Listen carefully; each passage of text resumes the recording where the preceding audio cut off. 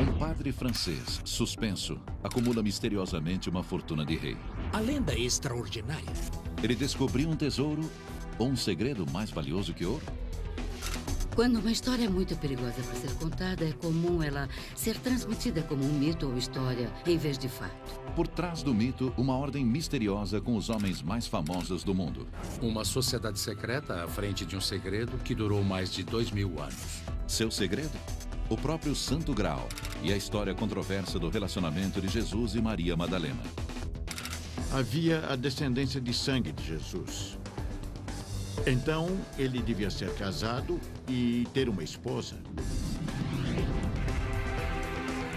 Conspirações. A história secreta de Jesus.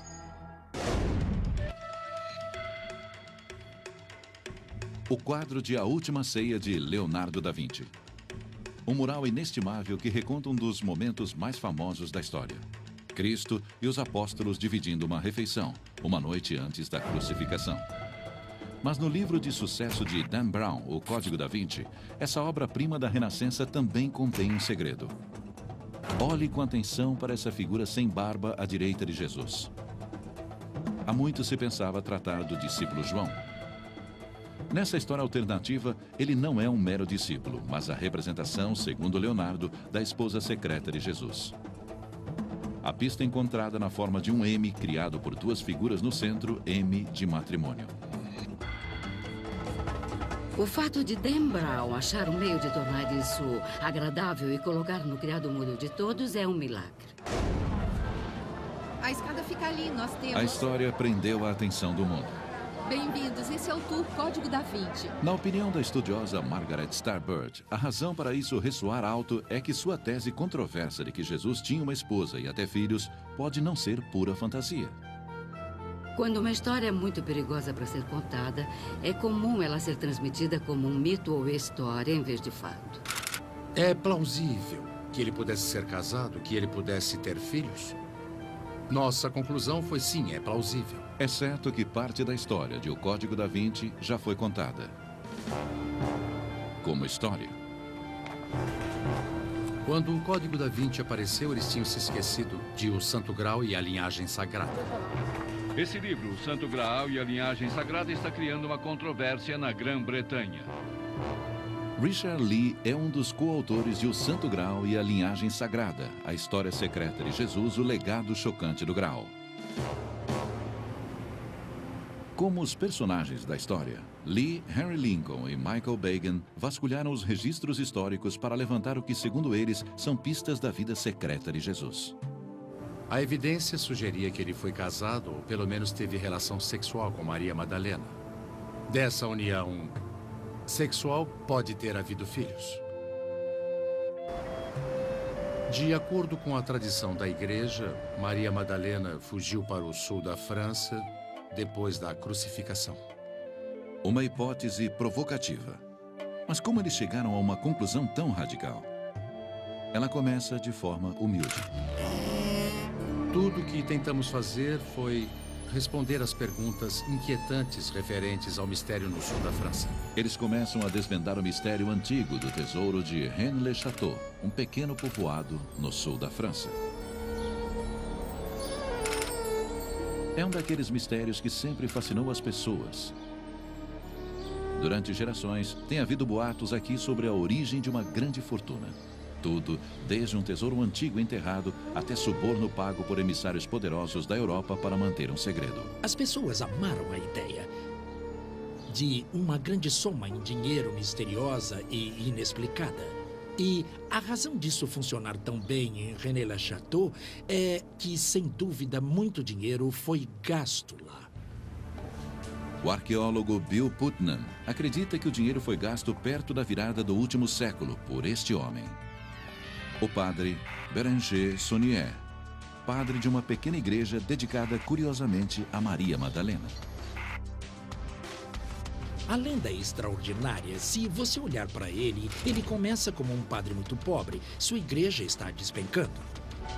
No verão de 1888, o jovem padre começa um pequeno projeto de reforma da igreja. Ele derruba uma laje do altar apoiada em 2 colunas. Supõe-se que ele encontrou dentro da coluna alguns pergaminhos enrolados como papiros. A vida de Sonié muda dramaticamente. Em breve, sua construção fica digna de um rei. Ele reforma sua igreja. Ergue uma torre para a biblioteca gigante. Constrói um caminho público e uma grande vila com jardins formais. Na nova mansão, ele vive e se diverte como a realeza, com sua jovem e fiel empregada. Desde então até sua morte em 1917, Sonié gasta uma quantia assombrosa de dinheiro, algo como 47 milhões de libras. A pergunta óbvia é, de onde veio o dinheiro? O que ele descobriu dentro do buraco do pilar? O que eram os pergaminhos que o levaram a essa riqueza fabulosa? Ele descobriu um tesouro ou descobriu um segredo? O que exatamente Sonié pode ter achado? Existem numerosas lendas de tesouros escondidos na área. Seja qual for a origem de seu dinheiro, Sonié passa a viver muito bem para um padre pobre, gastando milhões, enquanto entretém ricos e famosos. Ano após ano, o bispo de Sonié exige saber a origem da fortuna repentina. Mas Sonié nunca conta, mesmo depois de ser suspenso de seus deveres de padre. Sonié continua a viver na vila com sua empregada até sua morte em 1917. Ela cuidou dele até sua morte e ela sabia e guardou seus segredos. A empregada mora sozinha na vila por quase 40 anos até sua morte em 1953. Embora ela insinue que é um segredo que tornará seu detentor rico e poderoso, ela nunca o revela, levando para a sepultura ao lado de Sonié no cemitério da igreja.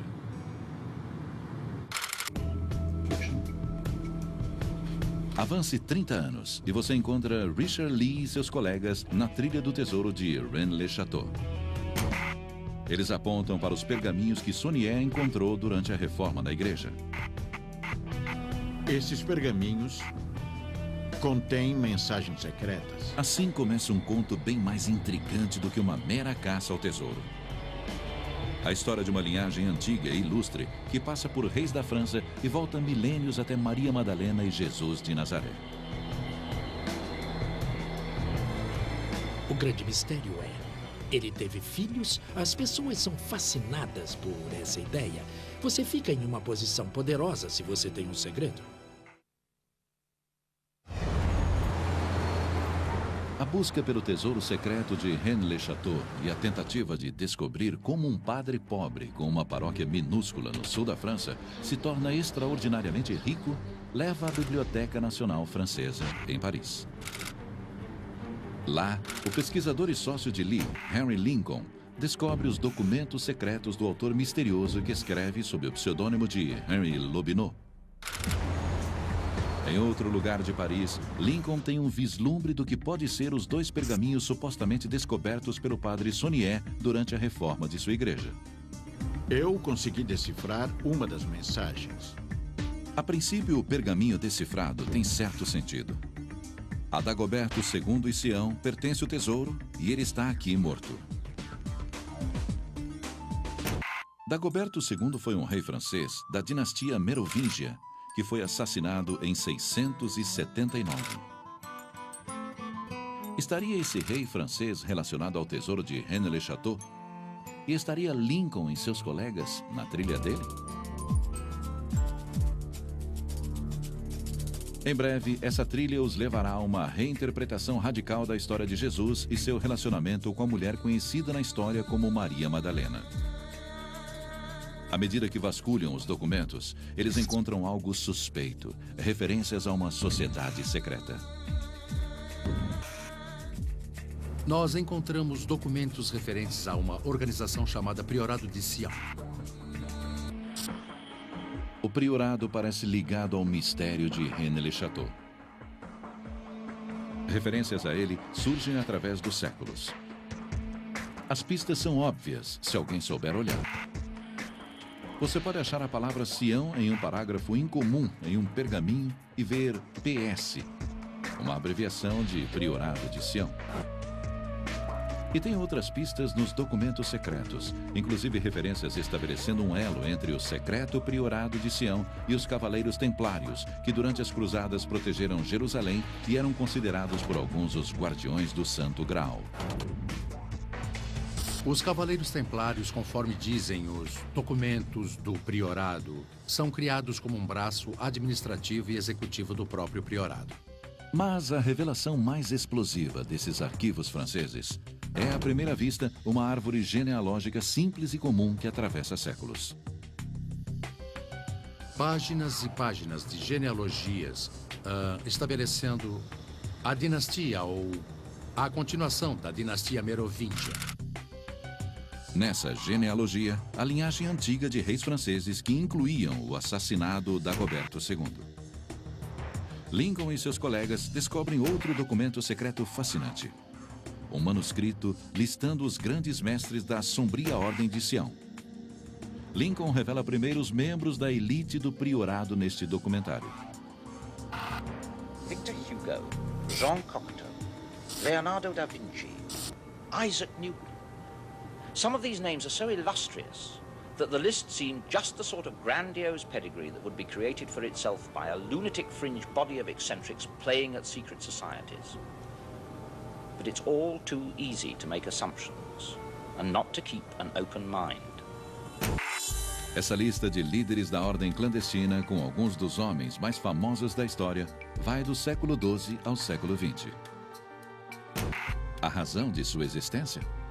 Proteção, preservação e restauração da linhagem merovíngia revelada nas genealogias secretas. É uma missão enigmática. O que pode ter de tão especial no sangue da linhagem merovíngia? Foi a tentativa de responder a isso que nos levou a uma busca que vai além da história bíblica. É então que Lincoln faz o que ele acredita ser uma ligação crucial entre o Santo Graal, tido durante séculos como o cálice usado por Jesus na última ceia, e a árvore da família merovíngia, que o priorado de Sião dedicou-se tanto a proteger.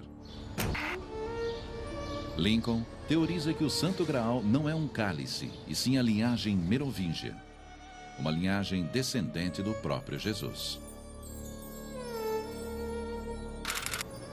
O Santo Graal tinha que ser a descendência do sangue. Isso implicava que havia uma descendência de sangue de Jesus. Portanto, ele devia ser casado e ter uma esposa. Só há uma candidata para esse papel, e é Maria Madalena. Maria Madalena, uma das figuras mais misteriosas e sedutoras do Novo Testamento. Acredita-se que ela tenha nascido nessa pequena vila de pescadores em Magdala, na margem oeste do Mar da Galileia. Na tradição da igreja, ela é sempre descrita de cabelos ruivos longos e foi considerada durante séculos uma mulher desgraçada, uma prostituta. Até que Jesus expulsa seus demônios e ela se torna uma de suas seguidoras. Provavelmente Jesus Cristo foi casado. A estudiosa Margaret Starbird estudou profundamente Maria Madalena e acha possível que ela tenha sido casada com Jesus. É a maior história nunca contada. Isso ecoa em nosso âmago e eu acho que o fato de haver algo que não nos foi contado, que tem sérias implicações para o mundo todo, é uma história incrível. Mais incrível ainda é a ideia de que Jesus era pai de uma criança com Maria Madalena. Starbird diz que existe evidência de que Maria e Jesus eram íntimos. Ela aponta para o Evangelho Gnóstico de Filipe, parte de um conjunto de pergaminhos antigos encontrados no deserto egípcio, que para alguns estudiosos deveria ser incluso no Novo Testamento. No Evangelho de Filipe, Maria Madalena é descrita como a apóstola mais proeminente e particularmente próxima de Jesus. O Evangelho de Filipe diz que Jesus beijava Maria com frequência e que os outros discípulos tinham ciúmes. Então, seja qual for o beijo que ele dava, deixava as pessoas infelizes. Mas a evidência não vem apenas desse evangelho gnóstico. Ela também é encontrada na lenda popular sobre Maria Madalena, contada até hoje no sul da França. Maria Madalena viaja com seu irmão Lázaro e vários amigos da família, fugindo das perseguições em Israel, e partem em um barco sem remos. Eles terminam nas margens da França em 42 d.C. e trazem com eles o Santo Graal. O que Maria trouxe foi sua filha, uma criança chamada Sara. E talvez outra criança no ventre. Portanto, em vez de o Graal ser um artefato, ele era, na verdade, a linhagem sanguínea, que é a mãe ou a criança. Todos os anos, essa cidade costeira da França comemora a chegada de Maria Madalena com a filha Sara. Então, nós sugerimos que ela possa ter encontrado refúgio entre as muitas comunidades judaicas bem estabelecidas da região, provavelmente nos arredores de Vannes-le-Château. Talvez tenha perpetuado sua linhagem por quase 400 anos. E muitos fiéis acreditam que Maria Madalena está enterrada nesta tumba em outra cidade francesa próxima. É o grande segredo da Idade Média. O grande segredo é que Jesus era completamente humano e que ele foi marido e pai. Para os caçadores modernos do Santo Graal, o tesouro do padre Saunier pode muito bem ser sua descoberta dessa genealogia. Por volta do final do século V, há evidência de que a família judaica, supostamente de Madalena, se casou com a realeza dos francos para produzir a dinastia merovingia. Como consequência, os merovingios são os novos descendentes de Jesus. E quais são os descendentes de Jesus? Eles estão entre nós hoje? O incrível é que Lee e seus colegas descobrem uma pista que leva ao priorado de Sião no século XX. Uma pista que os levará até um francês enigmático que pode oferecer não apenas a chave do tesouro de Rennes-le-Château, como o legado vivo de Jesus.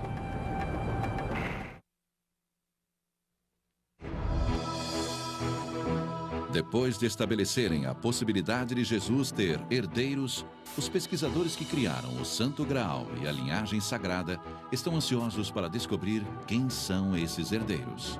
Se existe uma descendência linear de Jesus, não é de poucos descendentes, mas de milhares deles. Eles encontram evidências sugerindo que a linhagem proveniente de Jesus e Maria Madalena deve mesmo ter sobrevivido. Guiados pelos pergaminhos secretos decifrados e a genealogia extensamente detalhada encontrada na Biblioteca Nacional Francesa, os investigadores sugerem uma farsa de séculos.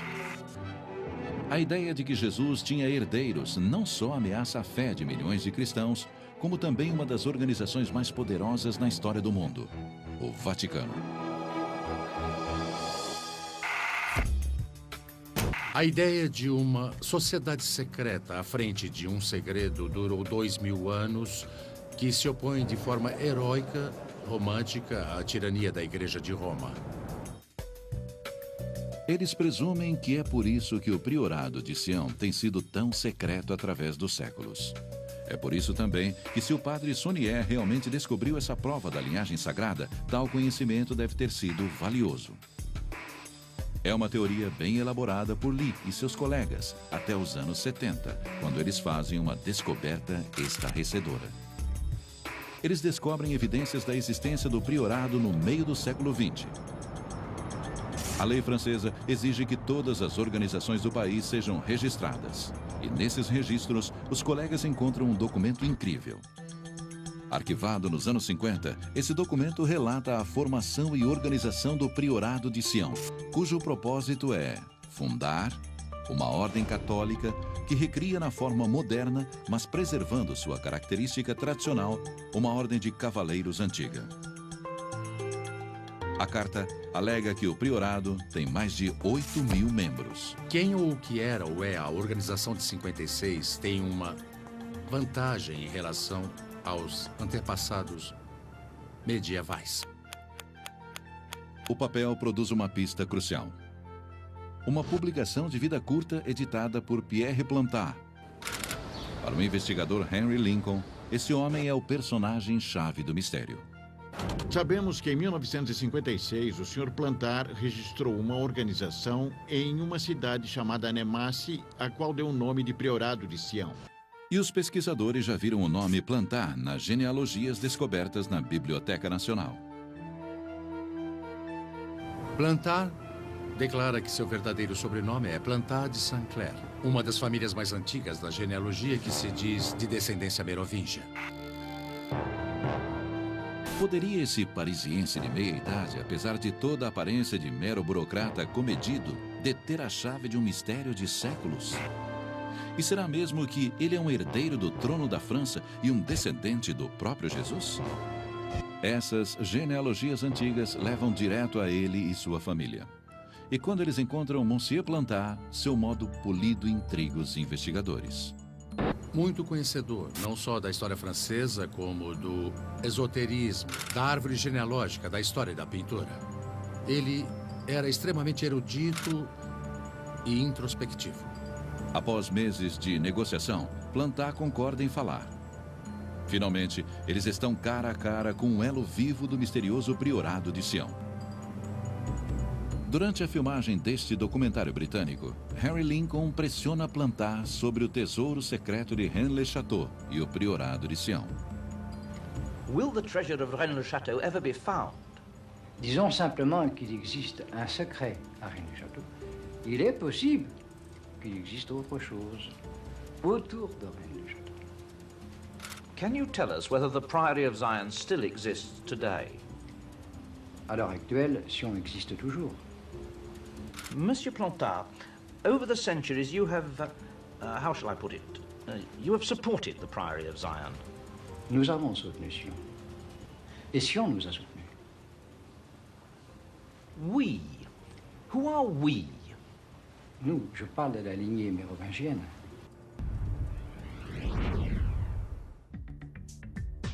O ilusório e de poucas palavras, Pierre Plantar não dirá mais nada sobre o tesouro de Rennes-le-Château, seu possível ancestral real e o grande mistério de Jesus, Maria Madalena e os Merovingias. É importante lembrar que o próprio Plantar nunca mencionou Jesus.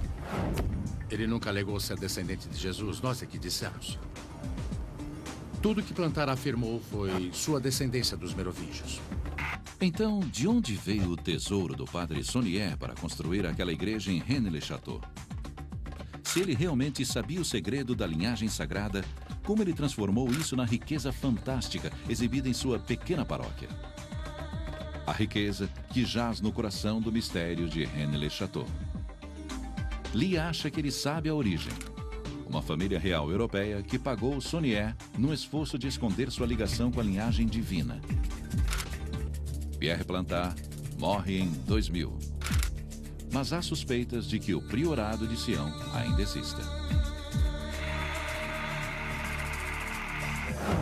O Santo Graal e a Linhagem Sagrada é publicado em 1982. É um grande sucesso. Cópias do livro se esgotam nas lojas. É provocativo, emocionante, mas equivocado em sua premissa básica, segundo estudiosos da Bíblia. Bart Ehrman é chefe do Departamento de Estudos Religiosos na Universidade da Carolina do Norte, em Chapel Hill. É um daqueles exemplos onde a teoria da conspiração é como um castelo de cartas. Se as cartas de baixo não são estáveis, o castelo inteiro desaba. Nesse caso, as cartas de baixo não são instáveis. Na verdade, elas nem estão lá. É um monte de bobagem. Laura Miller é uma jornalista que pesquisou as alegações em O Santo Graal e a Linhagem Sagrada. Tem certa genialidade e demonstra certa autoridade.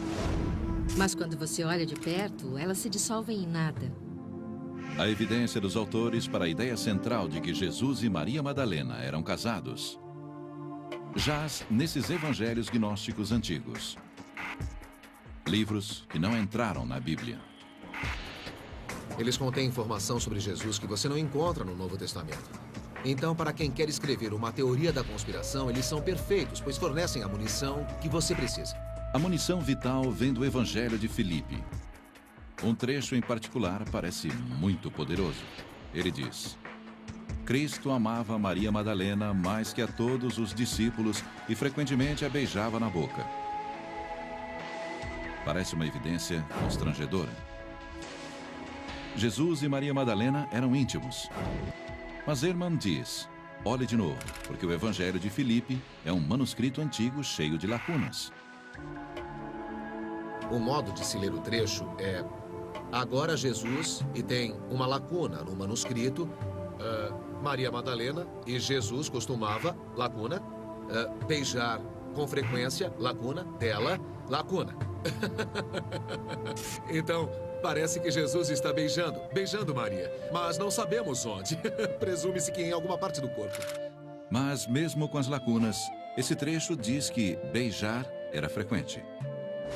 O que faz da ideia de uma união sagrada soar plausível. Até os estudiosos opinarem. Ao que parece, os primeiros cristãos se beijavam com frequência na boca.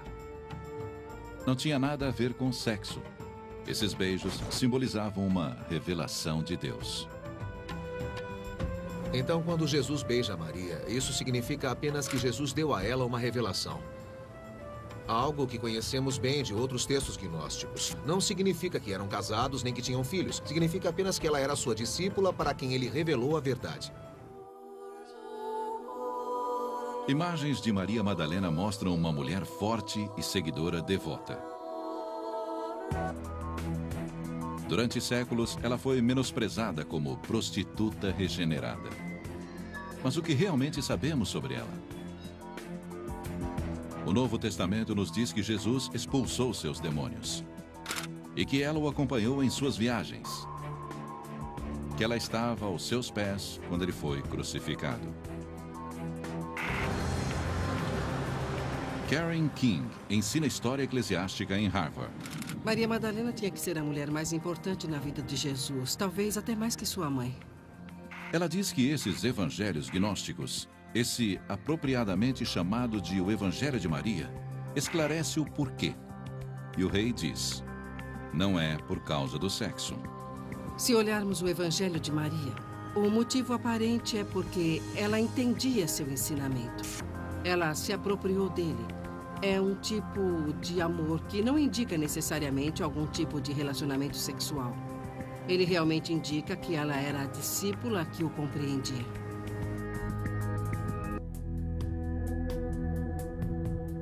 No Novo Testamento, Maria Madalena tem um papel-chave após a crucificação. Ela é a primeira a ver Jesus ressuscitado. Mas a maioria dos acadêmicos, bem como a Igreja Católica, rejeita a ideia que a cena do jardim no Evangelho de João revela uma intimidade que somente marido e mulher dividem. Ela diz para ele rabino, o que significa algo como meu mestre. A propósito, ela não diz marido ou querido. Ela é sua discípula e não sua amante ou esposa. Mesmo assim, a teoria de uma união sagrada fascina e resiste. Talvez porque em nenhum lugar, nem no Novo Testamento e qualquer outro documento cristão, o status de marido de Jesus é esclarecido. A maioria dos peritos diz que é porque nunca houve casamento. Não há qualquer evidência de que Jesus foi casado. Existe, sim, evidência bem clara de que Jesus era solteiro e celibatário, como outros judeus de sua época. Mas o silêncio sobre o assunto deixa espaço para a interpretação. O silêncio é impregnado de muitos e muitos significados. E no silêncio, teorias de conspiração florescem. Uma hipótese leva a outra. Funciona assim.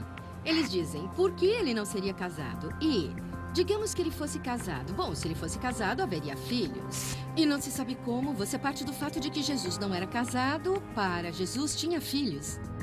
Em O Santo Graal e a Linhagem Sagrada, Lee e seus colegas escrevem: a possibilidade de uma linhagem descender diretamente de Jesus ganhou plausibilidade considerável. Talvez para eles. Mas não para estudiosos da Bíblia como Ehrman. Ele diz que não há qualquer evidência que prove isso.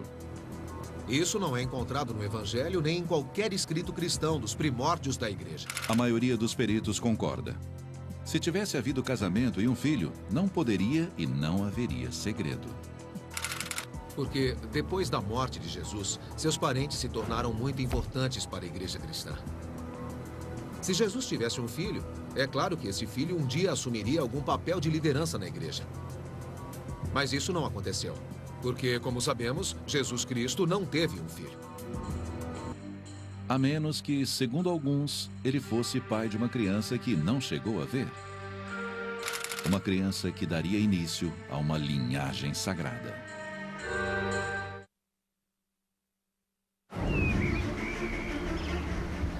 René Le Chateau é o ponto central para aqueles que acreditam em uma linhagem sagrada descendente de Jesus.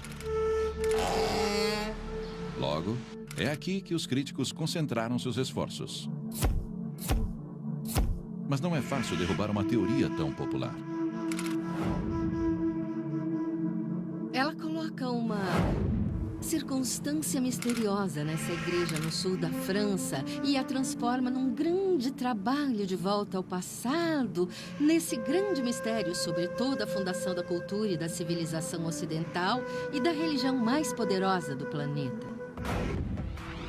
O arqueólogo Bill Putnam passou anos atrás de qualquer pista que apoie o que ele chama de maior embuste que ele já viu. E tudo começa com esse padre. O padre Berenger Saunier, que não tinha um tostão e que de repente, sem explicação, junta uma fortuna. Os conspiracionistas acreditam que Saunier fez uma descoberta estarrecedora quando reforma a igreja. A história é que ele achou 4 documentos em um buraco no altar. Teriam esses documentos levados o padre a um tesouro enterrado ou aos próprios documentos? Putnam diz que isso não aconteceu, porque não há documentos secretos. Não há tesouro enterrado. Ele pode ter encontrado algum depósito na fundação ou uma cápsula do tempo. Ele pegou, mostrou ao prefeito e as pessoas sabiam que ele tinha feito isso. Então a história ganha força, porque os moradores sabiam que o padre tinha mostrado algo ao prefeito. Uma lista fornece munição para Pierre Plantard. Entra Pierre Plantard, um homem modesto com grandes sonhos. Putnam o chama de inventor de histórias. Seu principal objetivo era provar essa história e ele, então, procura constantemente meios para poder prová-la. A fantasia de Plantard é que ele não é um mero servidor público, e sim herdeiro da antiga dinastia merovingia. Ele se apodera da história do padre, dos documentos e da fortuna misteriosa e cria uma história na qual Saunier encontra a genealogia que aponta o próprio Plantard.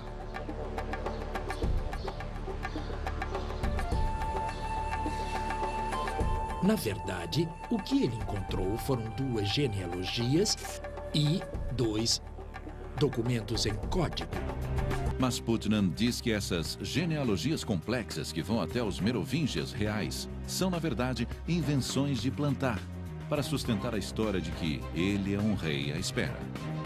Plantard se coloca no passado dos reis merovingias, escolhendo cuidadosamente Dagoberto II, que é o rei merovingia do qual sabemos pouco.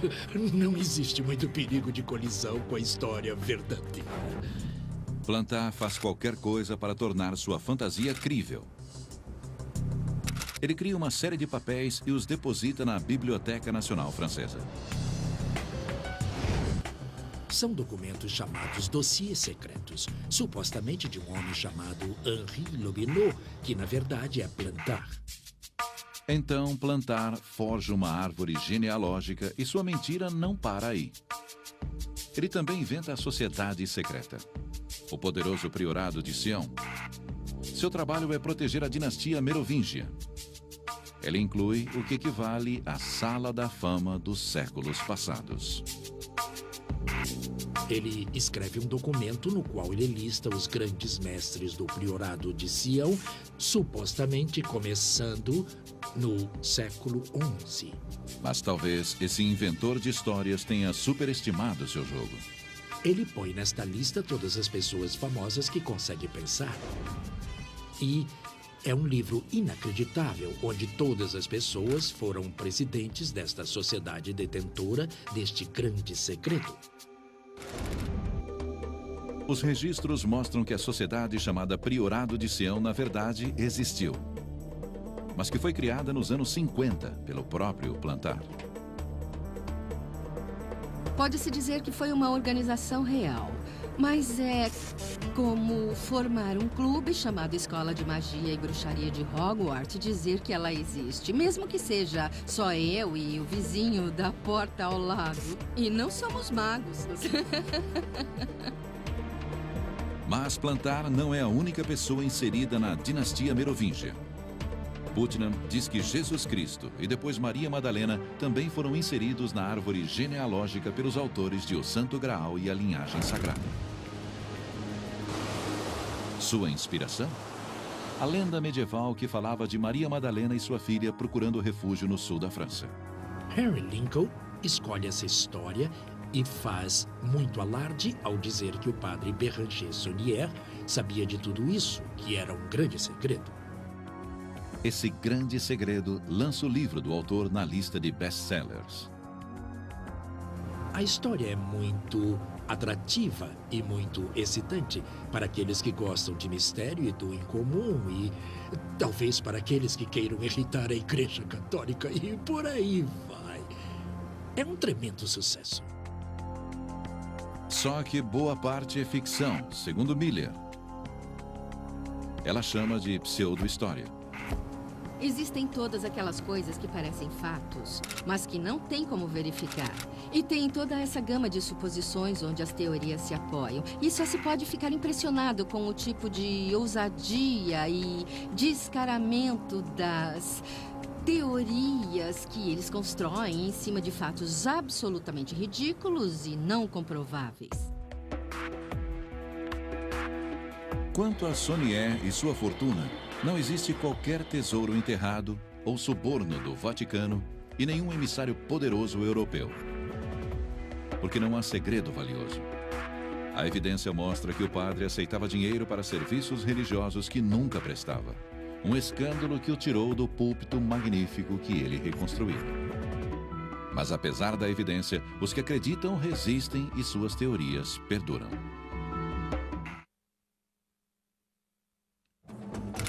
Quando as ideias desenvolvidas por Lee, Lincoln e Begin são publicadas em 1982, elas encontram uma plateia grande e sedenta. Mas é em 2003, quando ideias similares aparecem no livro O Código da Vinci, de Dan Brown, que o conceito de uma história secreta de Jesus realmente decola. A história é um fenômeno editorial. Todos leram o Código da Vinci. E essa igreja, um pedaço dela, está na história quando alguém tenta espalhar algumas cinzas. Um enxame de fãs de toda a Europa fazem fila para ver os locais da história. De Paris a Milão, lar de A Última Ceia, de Leonardo da Vinci, a obra-prima da arte que faz alusão ao M de matrimônio. O Discípulo Sem Barba. Essas pistas que expõem o segredo no trabalho de ficção de Dan Brown. Muitos estudiosos e jornalistas classificam como bobagens. Se for verdade que Leonardo da Vinci era de uma organização tão secreta e que tinha segredos tão importantes para guardar, então por que ele plantaria pistas deles em seus quadros? Se o Código da Vinci é baseado em elementos de história falsa, esses mesmos elementos apareceram primeiro em O Santo Graal e a Linhagem Sagrada. Mas mesmo os críticos mais rigorosos dizem que os autores de O Santo Graal e a Linhagem Sagrada acertaram algumas coisas. Eles acertam que o cristianismo desenvolvido ao longo do tempo e o cristianismo posterior não correspondem ao cristianismo do período inicial. E está absolutamente correto. Ehrman diz que eles estão na pista certa quando dizem que Jesus tem sim relacionamentos com mulheres, algo notável para um rabino judeu do século I. Ehrman contesta os autores a partir daí. Eles erram ao transferir isso para um relacionamento com Maria Madalena, onde eles casaram e tiveram filhos. Ehrman diz que essa ideia se deve mais à sensibilidade do século XX do que à verdade histórica. Na verdade, nos primórdios da igreja, isso não seria assim tão explosivo. Porque Jesus e a igreja não eram vistos como Deus, que não podia ter um relacionamento conjugal com uma mulher. como os autores de O Santo Graal e a linhagem sagrada se enganaram tanto? Será que eles enganaram a si mesmos? O arqueólogo Bill Putnam acredita que a resposta possa ser sim, se o livro for algum guia. Considerando até onde o livro vai, considerando as palavras, eles estão totalmente convencidos disso. Apesar de Putnam achar que os autores se enganaram, na opinião de Ehrman, eles sabiam exatamente o que estavam fazendo. Eles não fizeram um best-seller entre os estudiosos. Eles fizeram um best-seller entre pessoas que não sabem muito, o que é a vasta maioria do público. Mas e os autores? Richard Lee diz que eles aventaram uma hipótese. É algo plausível. É mais plausível um homem reclamar o trono, ser casado e ter filhos, do que ter nascido de uma virgem, andado na água e ressuscitado dos mortos. É simples. O outro personagem-chave nesse logro elaborado é Pierre Plantard. Ele morre em 2000, mas vive o bastante para ver o impacto do trabalho de sua imaginação. Putnam diz que, ao longo dos anos, Plantard deve ter se convencido da verdade de suas mentiras. Eu acho que, a princípio, ele sabia que estava inventando algo, mas com o tempo ele passou a acreditar naquilo. Mas se ele não é um rei à espera, então quem é esse homem? Ele era filho de um mordomo e de uma cozinheira. Um homem culto que entrou para a história, mas que também está condenado por fraude e trapaça. Sua vida não ia chegar a nada, até que sua mentira começa a render dividendos.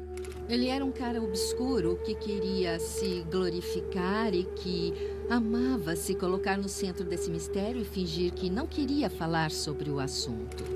Mas para ele isso fazia parte do jogo. Isso tornou sua vida extremamente excitante.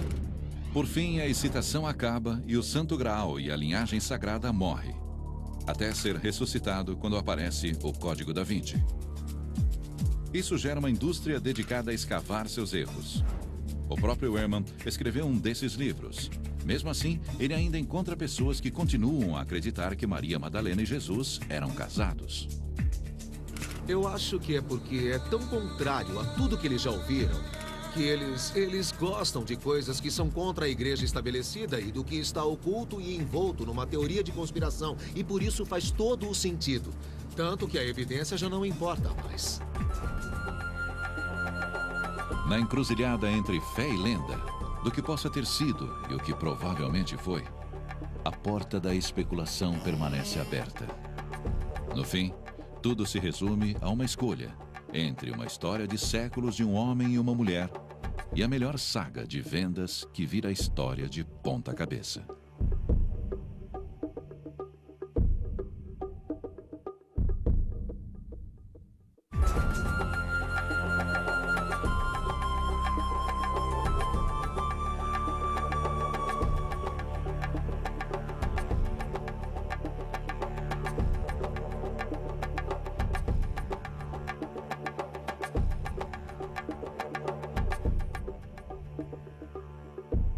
Versão brasileira DPN Santos.